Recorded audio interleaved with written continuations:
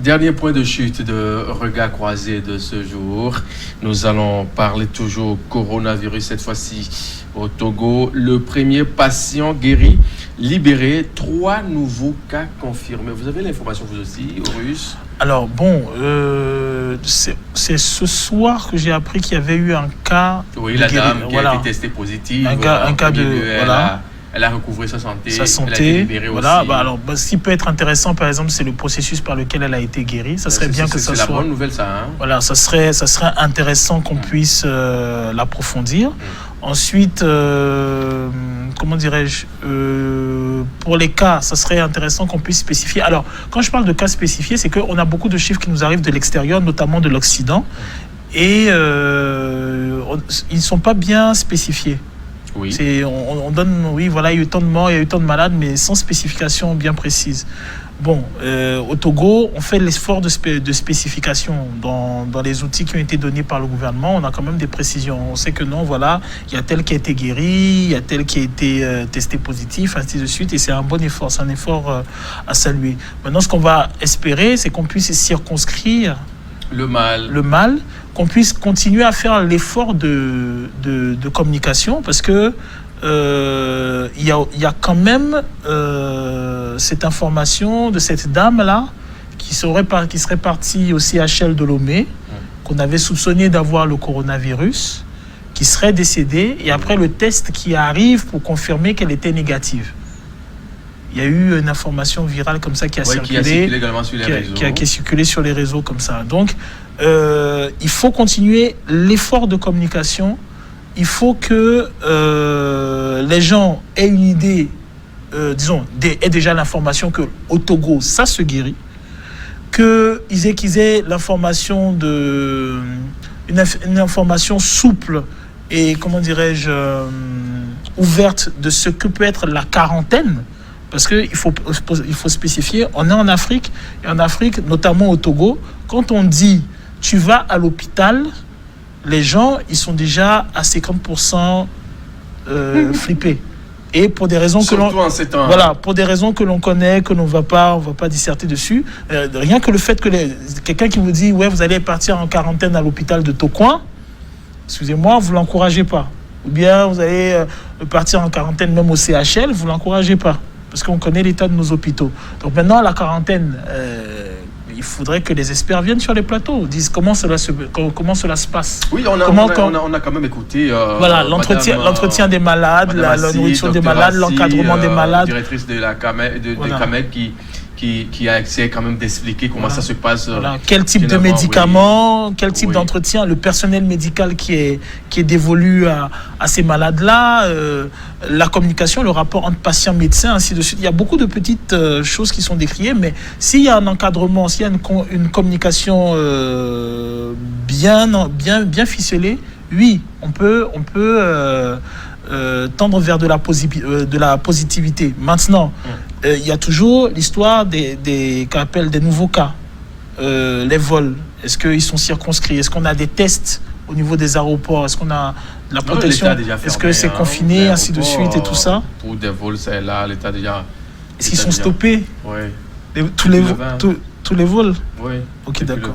Ok. Bon. Oui. J'ai pas l'information. Une bonne nouvelle. Oui, premier cas guéri et libéré. Non, c'est une bonne nouvelle, ça veut dire... Les dames peuvent facilement aller en famille, avec ses enfants. Bien évidemment. Faire vivre un peu cette réalité-là, comment ça a été. Oui, je pense que il reviendra la dame de nous expliquer un peu la situation qu'elle a eu à travers. Dans la jour qui vient, si on peut avoir au moins l'écouter sur ce plateau-là. On peut l'écouter. Ces témoignages peut-être vont édifier plus d'un. Et savoir comment se comporter. Et savoir comment se comporter. L'autre chose que je veux ajouter, c'est que le Togo a aujourd'hui enregistré ces cas-là. Jusqu'à présent, il n'y a pas encore de décès. Et même, nous avons déjà quelqu'un de guéri. Donc ça, c'est une bonne nouvelle. nouvelle. Une très bonne nouvelle.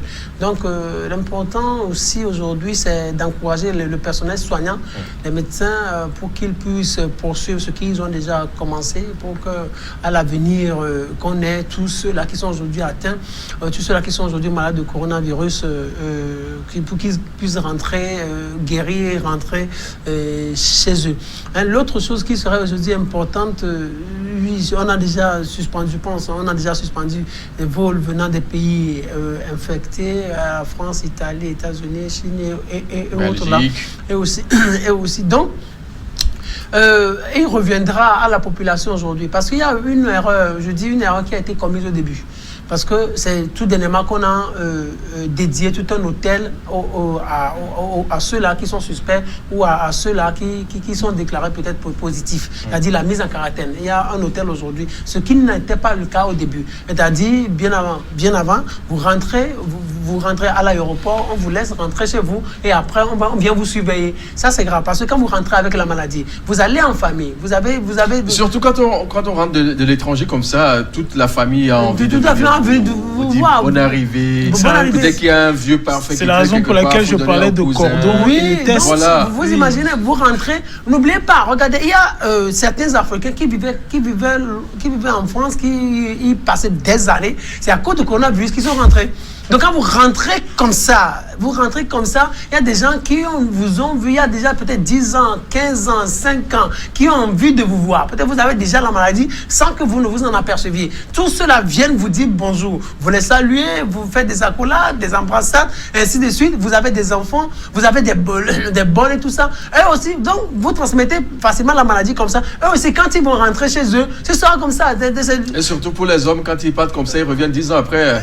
Madame a envie de l'embrasser. Madame de passer une très bonne nuit avec lui. Donc c'est normal au fait. Vous imaginez, ça veut dire vous êtes séparé de votre mari ou de votre femme pendant longtemps. Du jour au lendemain, vous avez votre femme ou votre mari devant vous. Vous avez envie de passer des nuits avec elle. Et donc c'est des choses qui la maladie peut se transmettre comme ça. C'est là où moi je dis que peut-être la maladie s'est propagée. Mais aujourd'hui, du moment où on a confiné des gens, du moment qu'on a confiné des cas suspects dans un hôtel, vous avez mis en quarantaine.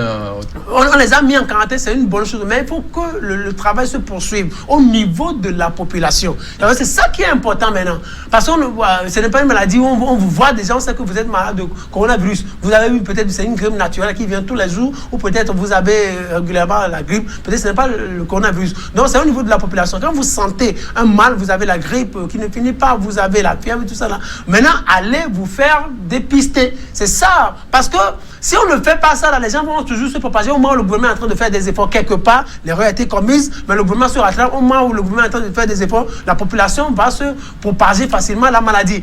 Le problème aujourd'hui, c'est au niveau de la population. Il faut que la population respecte toutes les consignes qui sont données. Il faut que la population aille se faire dépister du moment où elle commence par sentir un mal. Et il y a un numéro vert qui a été mis en place. Le 111. Donc, il y a tout ça. Donc, le problème aujourd'hui, c'est au niveau de la population. Mais l'autre chose, c'est beaucoup plus économique. Nous allons le développer aussi. Le problème économique... Non, on va y revenir. D'accord. Alors, est-ce que je pose une question aux Russes? Aux Russes, il y a un problème aujourd'hui. Hein, quand on parle de coronavirus actuellement au Togo, il est bien vrai qu'on a enregistré un cas, un patient qui a recouvré sa santé, qui a été libéré, qui doit être actuellement en famille. Et ça, c'est une très bonne nouvelle. Dans la foulée, il y a d'autres quand même qui se disent, mais ce n'est pas vrai cette affaire-là. Et dans les bars, il fallait juste faire un tour pour constater ce qui se passe. Alors bon, ça c'est dommage, c'est quelque chose de dommage. Après, je pense que les deux gros problèmes, c'est la sensibilisation et la communication qui doivent continuer. Et puis deux, comment dirais-je, que les gens ne rentrent pas dans le fatalisme. Je m'explique. Alors, on a eu une communication très agressive sur le coronavirus et on a eu même des instances, parce que quand vous avez des instances, moi par exemple, c'est quelque chose qui m'avait choqué, quand vous avez des instances internationales qui se lèvent et qui disent en substance, ok, bon, nous on a eu tant de morts chez vous, l'Afrique, tenez-vous bien, vous allez crever. Voilà, au pire, vous allez crever comme des mouches. Bon, à un moment, je pense qu'il y a un manque de tact. Si vous dites à des gens, si vous dites dans une communication permanente, agressive, aux gens que, 1, vous n'avez pas de structure sanitaire viable. 2, vous n'avez pas, il n'y a pas de remède à la maladie. Oui. 3, que de toute façon, vous allez être contaminé et que la contagion va être forte et rapide. Mais vous devez, ne soyez pas étonnés que les gens plongent dans un certain fatalisme. Oui, bon, de toute façon, ça va venir. Bon, ça n'a qu'à prendre ce que ça prendra. Après, il y a quelque chose qui a été très vicieux et qui m'a assez agacé, c'est que j'écoutais un média international aujourd'hui, dit non, oui, les Africains, ne pensez pas que vous êtes protégés contre la maladie et tout ça. Non. Attention. Ça fait un peu mal. Non, attention. Il faut resituer l'histoire. Ce ne sont pas les populations africaines qui ont entendu qu'il y avait un mal en Chine et qui se sont levés en disant oui, non, nous sommes forts, nous sommes tellement résistants que bon, ok, cela ne va pas nous atteindre. Non. C'est un mal qui a quitté la Chine, qui est passé par le Proche-Orient, qui a atteint l'Europe et les États-Unis, qui a sévi, et à un moment, des gens d'autres continents ont fait des plateaux pour poser la question de savoir pourquoi les Africains ne tombaient pas malades. C'est comme ça que cela est parti. C'est pas les Africains qui se sont levés pour dire oui, ok, d'accord, nous sommes super résistants, nous, au cancer. Non, pas du tout. La polémique est partie du moment où des gens ont mis des plateaux et on a commencé à demander oui, mais comment ça se fait que les Africains, jusqu'à présent, ils sont préservés? Pourquoi ils n'ont pas de malades?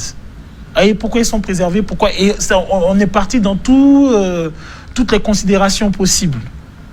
Donc, les gens qui s'adonnent à une certaine négligence, il faut continuer l'effort de communication.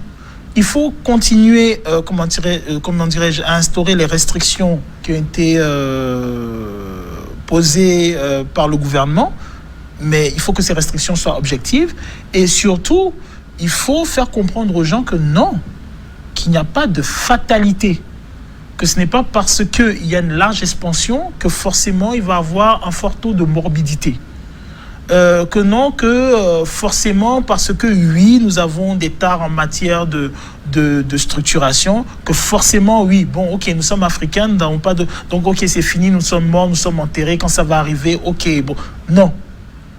Parce que justement, c'est la communication vicieuse et insidieuse qui a été faite en direction de l'Afrique. Vous n'avez pas d'hôpitaux, vous n'avez pas de médicaments, vous n'avez pas d'experts, vous n'avez pas de laboratoire. Voilà. Bon, tenez-vous prêts parce que quand ça va arriver chez vous, vous avez vu l'Italie, vous avez vu l'Europe, il y a 1000 morts là-bas, il y a 2000 morts ici. Ok, quand ça va venir chez vous, c'est l'hécatombe. Mais comment voulez-vous que les gens réagissent?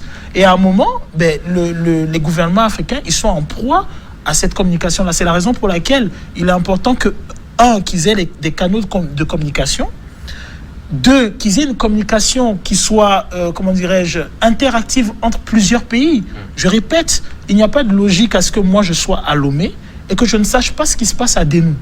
Quelqu'un qui est à Kara et qui, quand on sait que, par exemple, beaucoup de gens de Kara sont tournés vers Natitangu, ne peuvent pas être à Kara et ne pas savoir ce qui se passe à Natitangu. Ou on ne peut pas être à Balimé, ne pas savoir ce qu'il y a à Ho. Ou bien à Ilakonji, ne pas savoir ce qu'il y a à Grand Popo. Donc, par conséquent, ça implique que les cellules de communication gouvernementales soient en communication avec les cellules de communication gouvernementales des autres pays. Ça, c'est 1.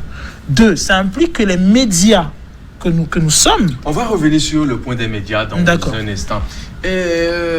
Firmin Tekouagbo, vous avez suivi dès le départ au Togo comment c'était parti et des sorties tonitruantes pour alerter la population. Aujourd'hui, on se demande quelle est la vraie information qui est donnée. Quand on voit certains médecins qui ont dit il n'y a que 2 lits, il n'y a que 3 lits, Voilà. Et par après, il y a un autre médecin qui dit, alors, si vous êtes testé positif, vous appartenez à l'État, si ça ne marche pas, vous mourrez, l'État vous enterre. Voilà quoi. Les gens vont aller boire. Est-ce que les gens auront le courage?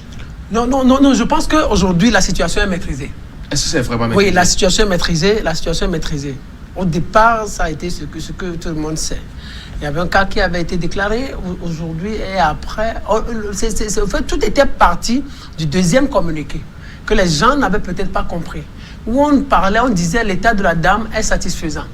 Et certains l'avaient interprété comme si la dame n'était pas déclarée positive. Donc les gens disaient qu'on n'a pas de cas de coronavirus, que le gouvernement s'est trompé. Il y a des médias même qui l'avaient écrit, ce qui n'était pas vrai, parce que le communiqué qui était lu sur la télévision nationale à l'époque disait simplement, nous en avons même parlé sur ce plateau, disait simplement que le cas était satisfaisant, le cas de la dame était satisfaisant, l'état de la dame était satisfaisant. Elle veut dire qu'il y avait ça a beaucoup évolué. Oui, donc, et ça veut dire ça beaucoup évolué. Peut-être aujourd'hui que c'est la dame, hein, on ne sait pas encore. Non, c'est elle qui est libérée. C'est elle qui est libérée. Oui, j'ai posé la question sur ce plateau il y a quelques instants. Donc ça veut dire c'est une bonne nouvelle. Mais après, le gouvernement s'est ressaisi et a pris un certain nombre de mesures. Aujourd'hui, il y a les discothèques qui sont fermées, les églises qui sont fermées. On demande... Ce n'est pas toutes les églises dites éveillées. Faites un tour dans les banlieues de Lomé. Vous allez constater. Donc, si les églises ne sont pas fermées, tout d'abord, c'est de la responsabilité des pasteurs ou des pasteurs ou des prophètes, mais aussi c'est de la responsabilité. Si jusqu'à présent, on laisse ces églises-là, peut-être c'est de la responsabilité de l'État. Parce que c'est l'État qui a pris. L'État a la force légitime, au fait. Donc, quand vous prenez mesure qu'il y a certains qui ne respectent pas, compte tenu de l'urgence, s'il y a des gens qui ne respectent pas ces mesures-là, donc il y a des mesures coercitives qu'il faudrait prendre vis-à-vis de ces personnes-là. Donc il faudrait tout mettre en œuvre pour que ces mesures-là soient respectées. Aujourd'hui, bien sûr, on n'a pas encore fermé les bars, on n'a pas encore fermé les restaurants, parce que peut-être on ne trouve pas encore la situation urgente ou la situation ne requiert pas encore qu'on ferme les bars ou les restaurants. Mais ce qu'on demande aujourd'hui à la population, peu importe ce que le gouvernement dit, mais ce qu'on demande à la population, le gouvernement dit, lavez-vous les mains, respectez la distance d'1 mètre, ce que nous respectons ici sur ce plateau. Plus d'1 mètre, hein. Plus d'1 mètre, plus de ce que nous respectons, c'est déjà une bonne chose, donc il faut porter. Et nous avons pris le soin hier de porter des masques pour dire aux gens qu'on n'est pas seulement dans le... Oui, on est dans le concret. On est dans le concret. On est dans le concret, c'est une bonne communication. Donc il faut porter les casques, il faut se laver régulièrement les mains. Quand nous sommes venus ici dans ce studio, il y a les gels. Donc quand nous sommes même allés à la pause, donc nous avons encore appliqué les gels. Donc ça veut dire simplement que nous-mêmes, population, on doit prendre ces mesures. À l'entrée, il faut se laver les mains. Quand vous rentrez à la maison, vous lavez les mains. On vous prend votre température. Pardon? On vous prend votre température. Votre température, oui, à l'entrée ici, au groupe New World. Au groupe New World. Donc ça, c'est... Donc je pense qu'en réalité, il ne devait pas avoir de cacophonie ou de désinformation. Au Togo, la situation est maîtrisée, l'information est maîtrisée, la bonne information passe. Je ne pense pas que des gens puissent se dire aujourd'hui qu'il y a du flou dans ce que le gouvernement est en train de dire. Mais aussi... à ce que je reste avec Firmin pour lui poser cette question. Firmin Teko Agbo. On vous a toujours vu sur des questions politiques aussi, d'une façon très tranchante. Vous qui êtes bien sûr des journalistes. Sinon, entre-temps, d'autres qui se disent journalistes ou bien communicateurs, on ne sait pas finalement le rôle qu'ils jouent dans le pays. Ou bien d'autres qui s'improvisent journalistes ou communicateurs tout simplement. Quelle est cette façon de voir des informations qui tombent celles-là et on lance la panique, la psychose comme ça au sein de la population au jour d'aujourd'hui? Parce qu'il y a tellement de fausses informations. Oui, donc en fait, le problème, c'est quoi? C'est une question de responsabilité. Quand vous êtes journaliste, vous avez tout d'abord, vous devez être responsable. Il y a ce qu'on appelle en journalisme la responsabilité sociale du journaliste. Le journaliste contre. Dans ces cas-là, on a besoin de jouer ou d'être responsable, de jouer beaucoup sur la responsabilité sociale du journaliste, surtout dans ces situations-là. Ça veut dire simplement, quand on parle de responsabilité sociale, ce n'est pas tout qu'on dit et ce n'est pas tout qu'on dit à tout moment. Il faut savoir diffuser les informations. Et dans ces cas aujourd'hui, il faut savoir que la population, il y a de la panique au sein de la population. Il faut savoir que la population a besoin de la bonne information. Donc, on ne joue pas beaucoup sur les rumeurs. Il faut avoir les vraies informations avant de les publier. Par exemple, celui-là qui a dit au début, quand le deuxième communiqué a été diffusé sur la TVT, ou quand le communiqué a été diffusé sur la TVT, celui qui a dit que le gouvernement s'est trompé, en réalité, le journaliste lui-même, ce journaliste-là, n'a pas, je ne pense pas qu'il a été suffisamment responsable pour pouvoir parler comme ça. Parce que l'information qui venait du gouvernement ne disait pas que le gouvernement s'est trompé, mais disait simplement que l'état de la dame s'améliorait et que la dame présentait un état beaucoup plus satisfaisant. C'est une question de responsabilité sociale. Nous, journalistes, ce que nous devons faire, c'est-à-dire nous devons traiter de la façon la plus minutieuse l'information donnée par l'État et la divulguer. Et la divulguer comme telle. Et ne rien rajouter. Ce qu'il faudrait rajouter, c'est quoi? C'est les commentaires. Mais il faut faire les commentaires de façon beaucoup plus responsable. Et là, nous, journalistes, moi, maintenant, je parle, nous, journalistes, on demande beaucoup plus à l'État, surtout dans ces situations-là. Première chose, jusqu'à présent, dans certains États, vous voyez les chefs d'État qui parlent.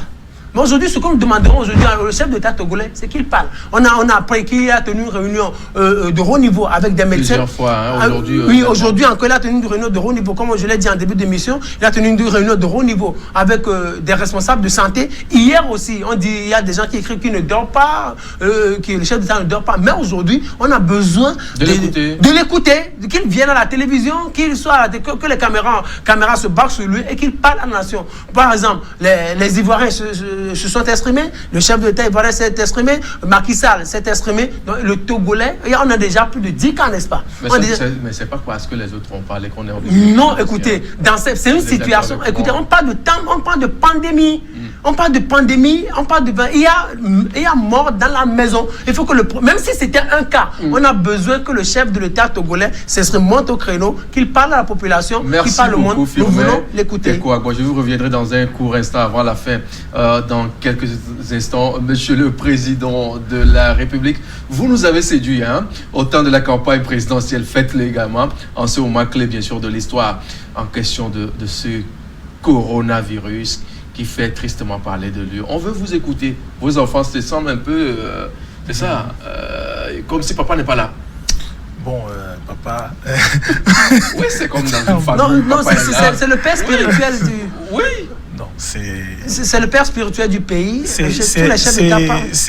un homme d'État, oui. Mais il ne faut pas rentrer dans... Ouais, bon, voilà, il dirige le pays. Dans des emphases. C'est le père, pour le moment, de tous les Togolais. Ça ne va pas. Faut pas rentrer D'autres santé, ça dépend aussi. Faut pas rentrer dans des emphases qui pourraient lui-même le gêner. Voilà, je trouve. Oui. C'est un homme d'État, il a été élu et comme... il a été élu, bon, forcément il a certaines responsabilités, oui. Ça c'est sûr. Maintenant, après, moi j'aurais voulu revenir par rapport aux certaines prises de, prises de décision. Alors, certaines prises de décision ne doivent pas sembler paradoxales. Je donne un exemple.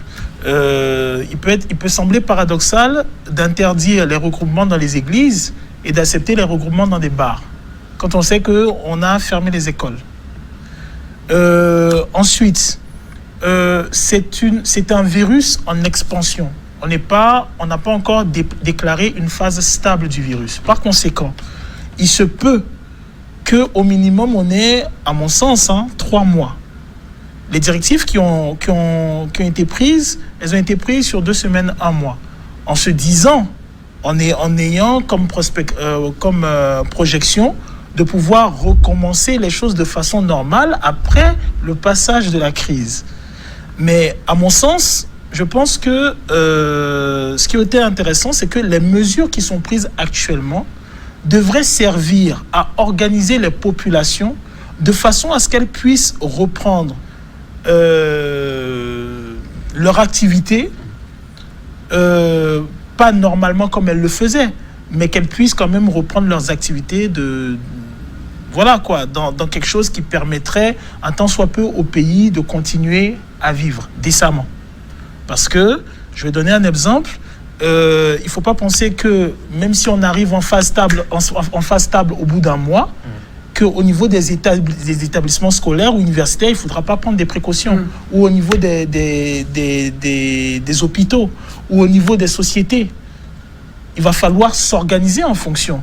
Donc, il y a des prises de décision qui restent à prendre, comme par exemple au niveau de, comment dirais-je, des opérateurs comme Togocel ou Move, au niveau des gens de la CET, au niveau de l'eau, au niveau des taxes. Il y a tout cela. Et comme vous voyez, par exemple, au niveau des autres pays, on pose la question de savoir, dans une situation de ralentissement économique, où des personnes ne vont pas pouvoir faire un certain nombre d'activités, qu'est-ce qui est proposé? Les transactions financières, par exemple, via T-Money ou via Flouz, est-ce qu'elles doivent être encore facturées? La connexion Internet, quand on sait que, par exemple, tout le truchement de l'information vient par Internet, ainsi de suite, il y a ces mesures-là. Après, je vais revenir au niveau de... voilà, la communication. La communication. Est-ce que ce sera toujours facturé de cette façon? Non, même pas la communication. Je voulais parler de la communication gouvernementale. Alors, On n'accule pas le temps. Hein. Ok, d'accord. Oui. Bon, je voulais tout simplement dire qu'il est important que le gouvernement ait des plateformes avec des informations viables auxquelles les gens puissent se référer. Il faut que les fake news, on ne peut pas les empêcher. Par contre, il faut qu'on puisse avoir des plateformes qui soient médiatisées convenablement, que ce soit sur le net, sur la télé, tout ça. On a une plateforme carrément conçue pour donner des informations en temps réel concernant, bien sûr... mais il faut que Mais dans la foulée, il y a toujours des gens qui modifient ces chiffres-là. Non, ça c'est pas... C'est l'occasion de dire quand même merci à Silvio Combé et toute son équipe qui travaille bien d'arrache-pied à Quaweb pour pouvoir... distinguer les vrais du faux. L'essentiel, c'est que les gens puissent savoir que sur cette plateforme bien, à telle adresse, ainsi de suite et tout ça, il y a des informations viables. Ils vont s'y rallier. Mais par contre, ces informations ne doivent pas contenir seulement que celles du Togo. Elles doivent contenir des informations d'autres pays, frontaliers notamment, afin que l'on puisse savoir comment cela se développe. En 30 secondes, c'est déjà fait. Non, ce que je voudrais dire, c'est qu'aujourd'hui, le Togo est en train de réussir à circonscrire la maladie. Donc, que des efforts se fassent toujours à ce niveau pour qu'on arrive définitivement à circonscrire la maladie. Autant on réussira à circonscrire la maladie, autant la guérison sera beaucoup plus rapide. Comme les Chinois l'ont fait, les Chinois ont réussi à circonscrire la maladie. C'est plus de 50 millions de personnes ont été confinées quelque part et on a essayé de les guérir. Aujourd'hui, la bonne nouvelle est à leur niveau. La bonne nouvelle aussi, ça vient, on vient de la voir dans les jours à venir pour se promettre beaucoup plus prometteur. Merci beaucoup, Firmin Teko Agbo. Merci d'être passé sur ce plateau et le geste qui sauve. Merci d'être passé. Je te veux beaucoup plus longtemps pour qu'on puisse débattre longtemps également sur ce plateau. Monsieur, prenez grand soin de vous. On se donne rendez-vous toujours demain toujours avec le même plaisir. À très vite. Restez-nous fidèles pour d'autres nouveaux programmes. Donc, allez.